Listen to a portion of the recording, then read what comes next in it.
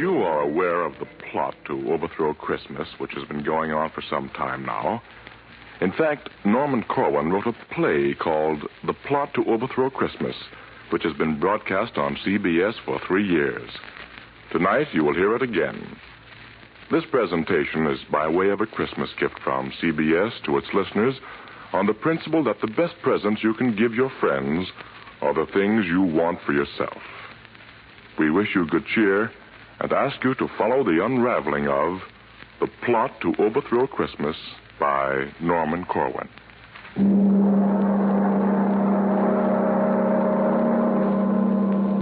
Did you hear about the plot to overthrow Christmas? Well, gather ye now from Maine to the Isthmus of Panama and listen to the story of the utter inglory of some gory goings-on in hell. Now, it happened in Hades, ladies and gentlemen. It happened down there that the fiends held a meeting. The fiends held a meeting for the purpose of defeating Christmas. With the aid of a fade on the radio, we'll take you there with a hi and a Haidee-ho to hear firsthand the brewing of the plot down in the deepest Stygian grot. Grot is a poetical term for grotto. Whenever you hear my voce sotto, or sotto voce, whichever you prefer, it's just I taking pains to make quite sure that nobody makes a poetical allusion which might in any way create confusion. I return you now to the voice you were hearing before I had to do this interfering. As I was saying, in this Stygian grot, the notables of Limbo hatched a plot. And what went on in the sulphurous hole will soon pick up by remote control. Of course, such a pickup is not made quickly. As a matter of fact, it's done rather trickly. You mustn't mind if it sounds erratic. That's merely intraterrestrial static. And don't be surprised if you're deafened by thunder just as we start on our journey under. You'll hear earthquakes and all of the commoner varieties of natural phenomena. And so, below, via radio, to the regions where legions of the damned go.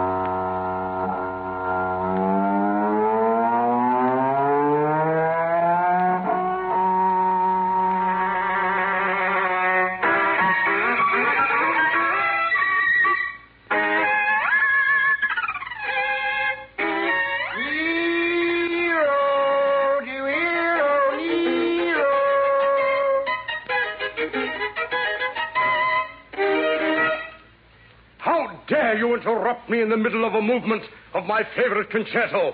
You should look to the improvement of your manners. Sir, if you please, my apologies.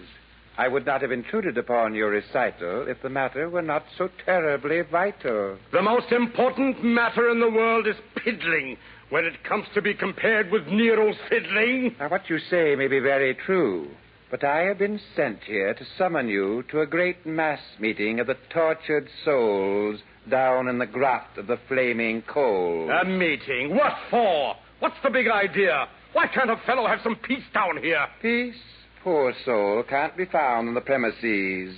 This is a region abounding in nemesis. Now you're talking like a travel folder. Tell me, varlet, before I smolder, why are we meeting? Who's on the spot? We're meeting in order to fabricate a plot against the festival that mortal men comfort in and gladden in again and again. You see, every year... Never mind the facts. I don't want to hear how mortal man acts. The only information about which I care concerns the mass meeting and who'll be there. His wickedness, Mephisto, will preside. Naturally. And several of the Borgias will be sitting at his side. And down in front, by the sizzling sodium, will be many personalities noted for their odium. Haman, Caligula, Medusa, and Legree. That's all very nice, but what about me? Oh, you'll be sitting in row A, center, between Ivan the Terrible, the Tormentor, and Cersei. Mercy. Why, they're both deranged. Do you wish me to see if your seat can be changed? Yes, if you will, please. Taste comes first, even though a soul may be eternally cursed. Righto. See you at the meeting, then? Yes. And now back to my fiddling again.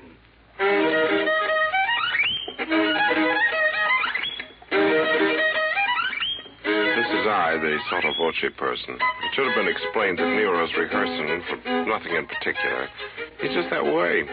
While hell's fires burn, he likes to play. Makes him feel a little more at home. It's just an avocation he picked up in Rome.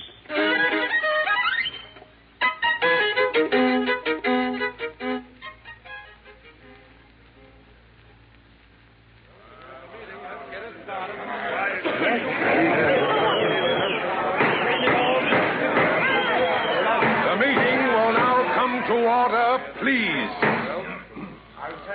I've called you here from over 60 seas of boiling pitch and blazing phosphorus to stop what constitutes a loss for us. We've lost prestige, and I greatly deplore that we stand in danger of losing more in the way of confidence and spirit. We are far from our goal. We're nowhere near it. And this is the reason. Though we've done well in carrying forward the work of hell, we've left a very big job unfinished. After all these years, there is undiminished goodwill on earth every late December because of Christmas. Now, please remember that as long as this continues to be, the race of man will not belong to me. I will listen now to any questions you may want to ask, and then suggestions. Mr. Chairman. Brother Haman has the floor. You say we have done well in our effort to sell evil. I say we have done better. We have carried out the letter of your law. We've done what I think is a pretty good job. And I say, as a veteran Damon... Sit down there, Haman. Enough of this folly. Sit down yourself. You're off your trolley. Sit down, for I am Ivan the Terrible. You're telling us why you are unbearable. Hello, demons. This is no way to act. Please proceed with a little more tact. I want more decorum in this forum. All personal remarks must cease. Now, Brother Ivan, will you speak your piece? I merely want to say in a casual way that Haman is a radical. He always gets fanatical. Why anybody think to hear him snort that the work of the Nazis should just stop short? Anybody think to hear him talking that Hitler and Hito should stop stalking the ways of the world? Mr. Chairman, Brother Ivan is a demagogue with a brain like a fly and the manners of a hog. Why, he says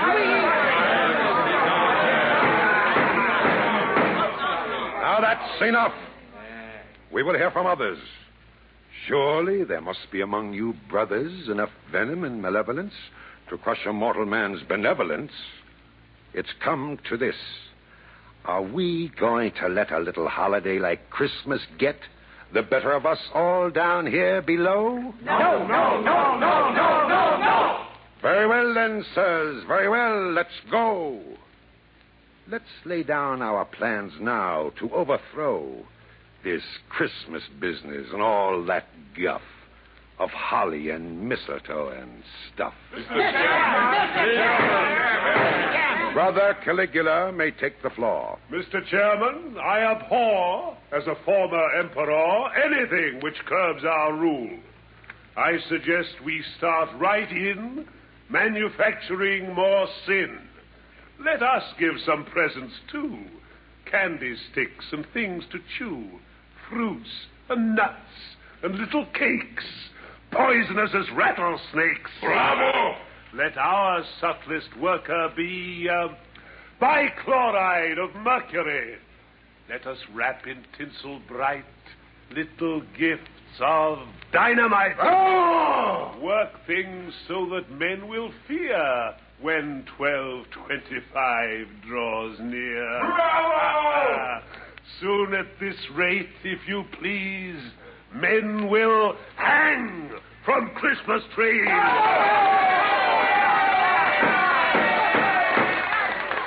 My dear Caligula, permit the chair to say that we think you've got something there.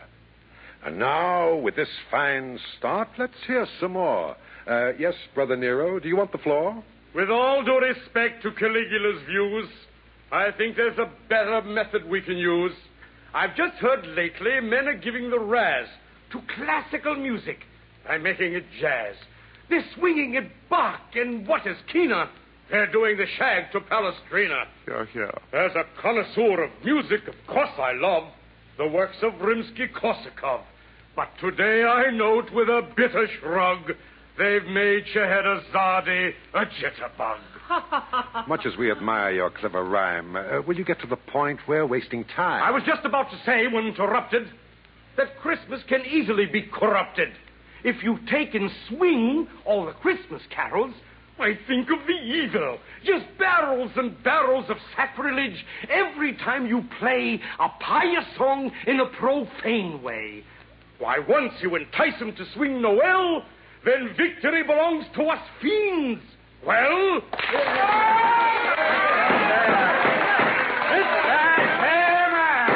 Mr. Legree. I'd like to say that it seems to me that you all's barking up a coonless tree. I think Mr. Nero's made a wrong guess. The way to go about it is to get in Congress and bribe a bunch of senators who know their oats and just make a purchase of a block of votes.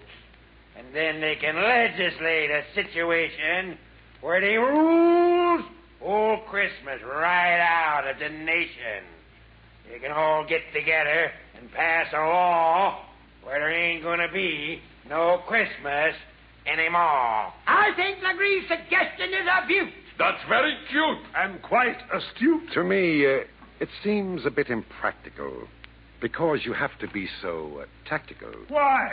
For instance, now, a senator who'd sell, his vote to our lobbyists might very well sell right out again and become a tool of agencies representing the Yule. By the eternal night. That's right. Mr.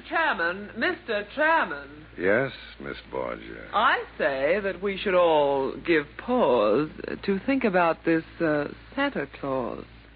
He is the man behind the scenes, the symbol of what Christmas means. If we could rub him out, my friend, our troubles would be at an end.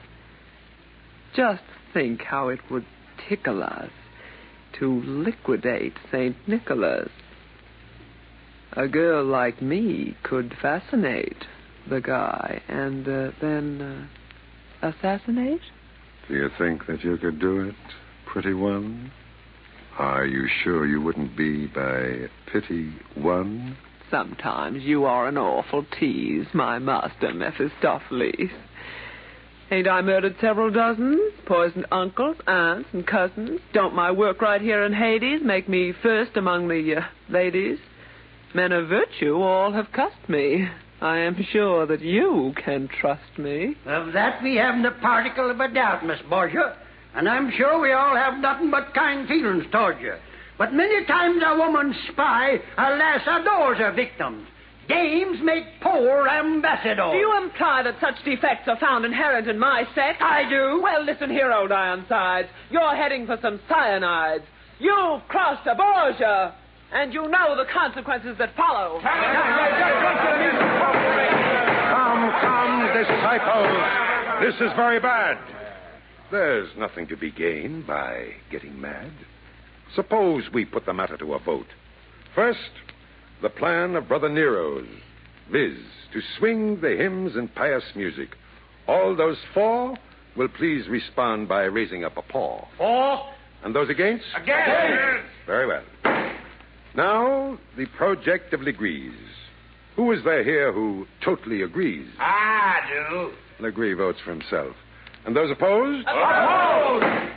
And now, All those who favor Borgia's cause, it being to eliminate Santa Claus. Aye, aye, aye!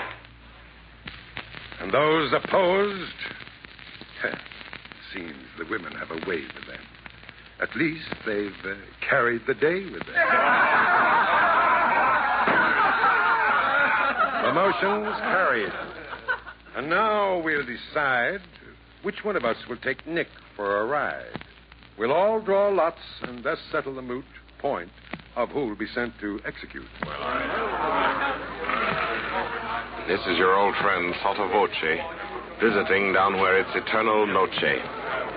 Noche is Spanish for night, you know. Merely a reference, just to show that English isn't all I have to go by. Oh, well. I guess I've missed my calling. I should have been a lobbyist. You see, I'm stalling to give them time to finish the voting. Let's see. The weather. Now I'm quoting the Daily Hellion. Continued heat both overhead and under feet. Fresh and moderate gases blowing up to gale force and then going north by westerly. Light showers of brimstone toward the evening hours. That's what it says here. I'm not fibbing. How am I doing with my ad-libbing? This is a thing a gabbard have fun with. Say, the drawing should soon be done with. We expect the results at any moment now. As soon as...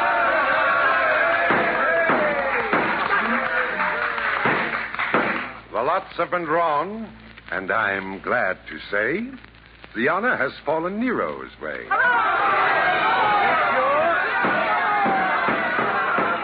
Now, Nero, you are charged with a great task.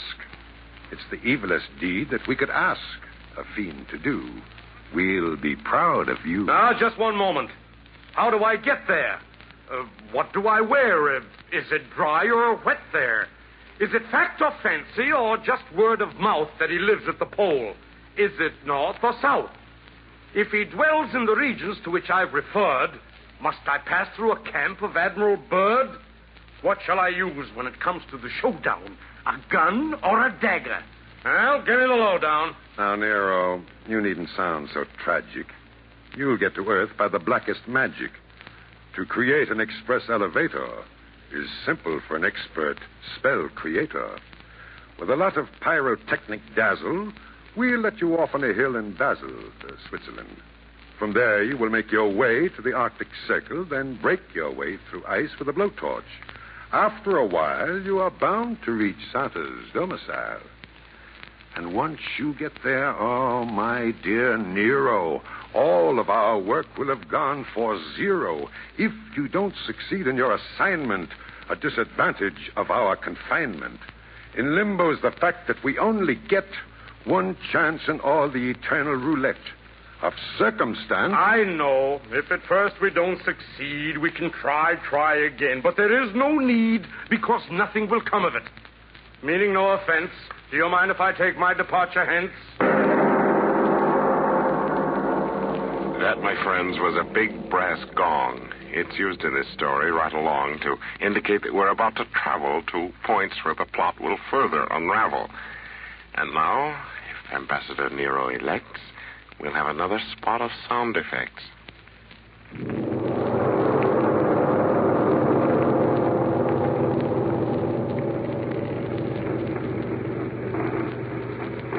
Tell me, stranger.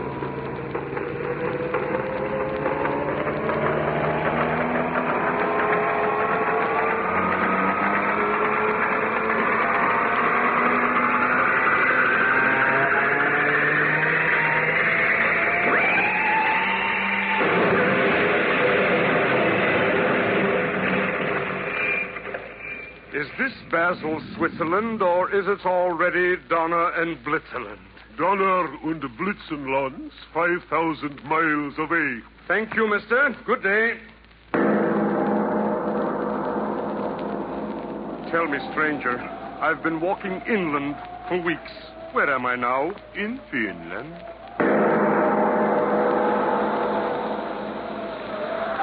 Tell me, stranger, because I've lost stock, where am I now? In Vladivostok. Mrs. Stranger, after all these centuries of blistering heat, now I have to suffer from freezing feet. I'm wincing with pain from this pesky toe. No speak English. Eskimo. I declare by my frenetic soul, I must be over the magnetic pole. My watch has stopped. Can that be right? I wonder... Ah, a light! A light! In a moment now you'll hear me knock on Santa's door, and he'll unlock it, never more to lock again. Coming! So is doom. How do you do, sir? Very well indeed. And you, sir? Splendidly. Won't you come right in? Take your coat off. I see your chin is frozen. Also your hands and knees. Sit down while I get you some antifreeze. Don't bother, sir. I will not be long. I'm about to perpetrate a fearful wrong. In short, I am going to do away with... Take it easy. Do not play with that gun. I know all about you. Really? Haven't I had my agents scout you for weeks? You've come all this way to abolish Christmas. Now, let me say... Listen, Santa, I'm no callow stripling. I've read Ernest Hemingway and Kipling and also The Shooting of Dan McGrew and plenty of detective stories, too. And just to show you what a broad guy I am, I've also read The Rubaiyat of Omar Khayyam. Do you think that a fellow with his reading so graded could have learned so little as to be dissuaded from a main objective? Why, don't make me giggle. I'd feel a lot better if you wouldn't wiggle that gun so. Much as I'm impressed with your education, I honestly believe that a figure of your station should have given more thought to the ways of man and less devotion to the cult of Pan. By others, no doubt your wisdom may be prized, but I didn't come here to be criticized. In fact, I came to dispatch a duty. So don't hand me any of this tutti-frutti. If you've any last words you want to say, then spill them. I haven't got all day. Now, what's the rush? Unless I've counted wrong, the polar day has always been 6 months long. Well, after I've disposed of you, I've got to hurry. Right back to hell, or they'll begin to worry. Not about you, but about your career in homicide. Do you think that the mere loss of you would make them hysterical? Their only interest is numerical. Think so? Mephisto wants to rule just as much of humanity as possible for reasons of personal vanity. By the sticks, you're right. To think that he'd dare. Are there any ladies here? Will you permit me to swear? My answer to that is an emphatic no. There are several lady dolls in the toy room below. Oh, Claudius. Oh, Cassius. Oh, Naphthaline, what a fool I've been. What a fool I've been. Yeah, but wait. I think I see what you're after. You're as clever as a big-time Roman grafter. You remind me now of my royalty, just to get me in the mood for disloyalty.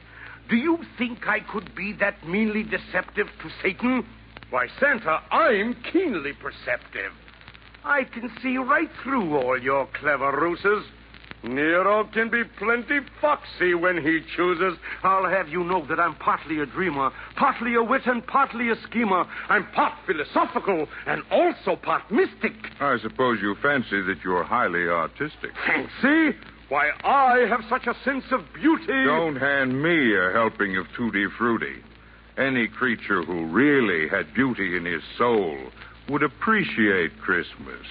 He would know that the whole idea of the holiday was one of such power that all the fiends below might gnash their fangs and glower, yet never in a million years could do it harm.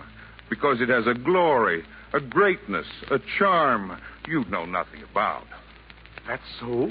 The spirit that it venerates, the good cheer that it generates, are things far, far beyond you. For all your wealth, no man on earth could sell ye these. Am I so cursed as that? Will you tell me, please, what beauties there may be that I've never seen? Have you ever seen a Christmas tree, tall and green, smelling of woodlands, covered with a sheen of silveriness, its branches bending low, with the fruits of human kindness instead of snow? No. Have you ever closely witnessed what takes place any Christmas morning on a young child's face? Or perceived any beauties purer than the joys distilled in the hearts of little girls and boys? Have you ever watched a fire in a fireplace on a Christmas Eve? Or listened to a grace at a table heavy with fruits and cakes and all the wonders that a kitchen makes, fowls and pastries, wines and meats, and nuts and raisins and candied sweets? Have you ever seen mistletoe hanging from a ceiling? In frosty air, heard a far bell pealing? Have you ever come back from a sleigh ride, tingling, and your feet keeping time with the sleigh bells jingling? Have you ever seen the beauty of a sprig of holly? Or felt for a moment how it feels to be jolly? Golly. Have you ever known how exceedingly pleasant it is to unwrap a Christmas present? Did you ever know how much cheer it lends to be wished a Merry Christmas by all your friends? Did you ever experience the fun of giving? Do you know at all the joys of living? I guess I don't. For all of me, I never knew such things could be. Just think how long in ignorance I've slept. It must have been the company you kept. I was a wicked tyrant once, you know. Oh, yes, but that was centuries ago. You really had no way of knowing. Perhaps. I guess that I'll be going. I really should be getting on my way. But do you have to? Don't you want to stay? You see, I'm just a bit, Embarrassed? Why, yes, sir. Now, don't look so harassed. I know just why you came and who it was that sent you. But that's all done with. I take it you repent you of all your past mistakes? With many pains and aches of conscience.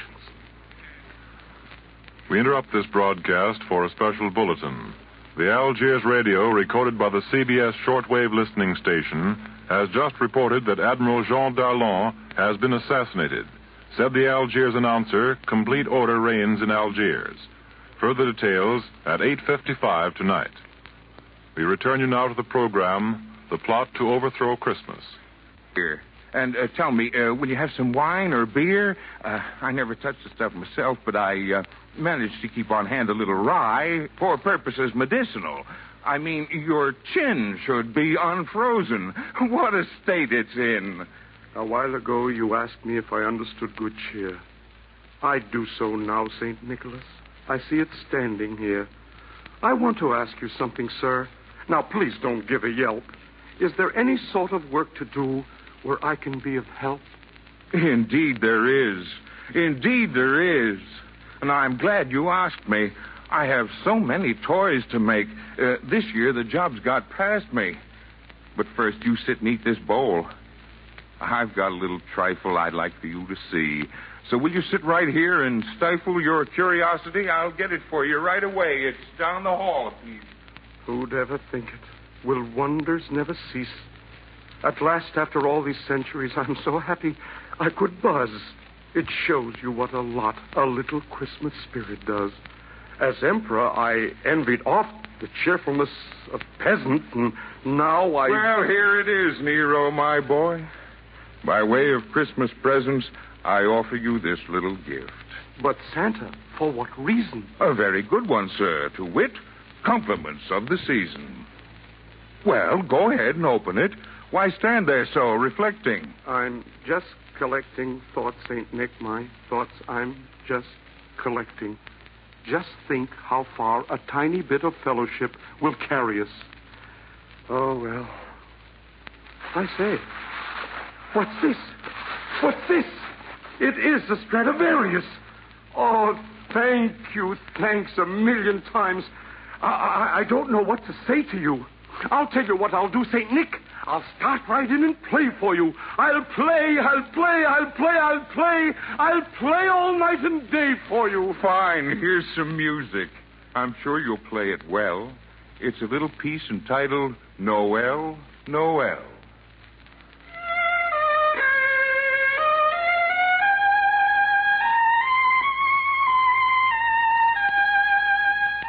This is I. Remember me, your sotto voce friend?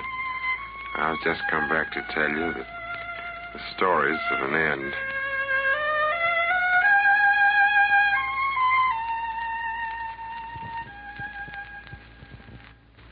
Once again, the plot to overthrow Christmas has been foiled. 1 year ago today, none of us knew whether on December 24th, 1942, we could do such a broadcast as the Norman Corwin holiday play you have just heard. However, we could and we did. And we rather think that the plot to overthrow Christmas will be thwarted again in 1943.